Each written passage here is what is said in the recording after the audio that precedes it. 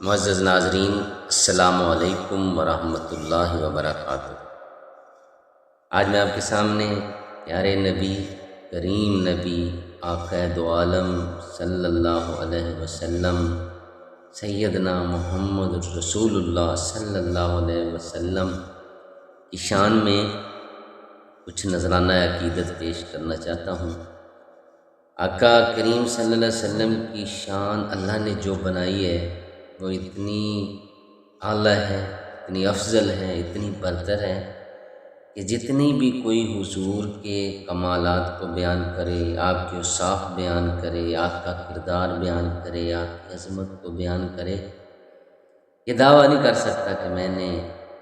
ساری ہی آقا علیہ السلام کی شان کو بیان کر دیا ہے، کیونکہ اللہ تعالیٰ نے حضور کو مرتبہ ہی اتنا عطا کر دیا ہے، کمالات ہی اتنے دے دیے، اوصاف ہی اتنے عطا کر دیے کہ جن کا احاطہ کیا ہی نہیں جا سکتا۔ اللہ تعالیٰ کا فرمان ہے وَرَفَعْنَا لَكَ ذِكْرَكَ، اے میرے نبی ہم نے تیرے ذکر کو اونچا کر دیا۔ جب اللہ ذکر کو اونچا کرے تو وہ کتنا بلند ذکر ہوگا، تو کون کسی بشر، کسی انسان کے بس میں کیسے ہو سکتا ہے کہ وہ حضور صلی اللہ علیہ وسلم کی شان کا احاطہ کر سکے۔ بہرحال اپنی اپنی جگہ پہ محدثین نے، ائمہ نے، مفتیان کرام نے، دنیا کے بڑے بڑے ادیب، سکالر، انہوں نے آقا علیہ السلام کی شان میں اظہار عقیدت پیش کیا ہے، اور انہوں نے اپنا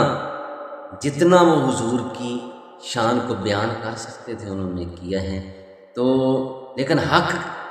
کسی نے یہ دعویٰ نہیں کیا کہ میں نے پوری شان بیان کرنے کا حق ادا کر دیا۔ البتہ یہ ہے کہ ان کا نام ضرور آ گیا حضور کی شان بیان کرنے والوں میں۔ تو اسی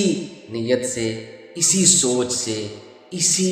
نسبت کو حاصل کرنے کے لیے اور انہی لوگوں کی قطار میں جگہ پانے کے لیے میں بھی تھوڑا سا آقا علیہ السلام کی بارگاہ میں نذرانہ عقیدت پیش کر رہا ہوں کہ میرا نام بھی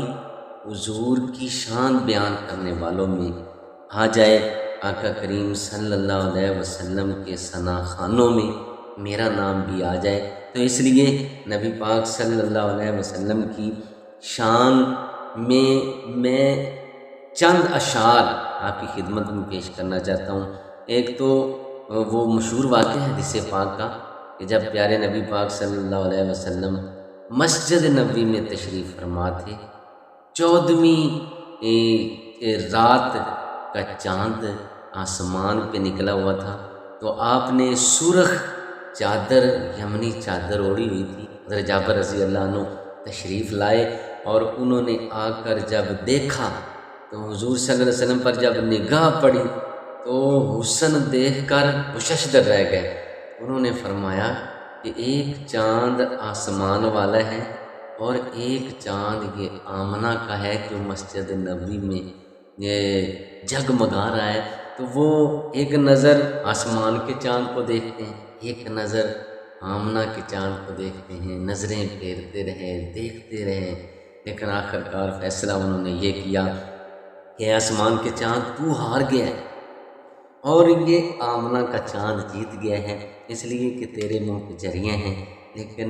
جو آمنہ کا چاند ہے، جو کملی والے آقا صلی اللہ علیہ وسلم، ان کا چہرہ صاف ہے۔ تو شاعر نے تڑپ کر کہا کہ چاند سے تشبیہ دینا یہ بھی کوئی انصاف ہے، چاند کے چہرے پہ چھائیاں، میرے مدنی کا چہرہ صاف ہے۔ اور کسی پنجابی شاعر نے کیا اس کی خوب ترجمانی کی، روایت کرندہ صحابی پیارا، میں ایک رات ڈٹھا محمد سہارا،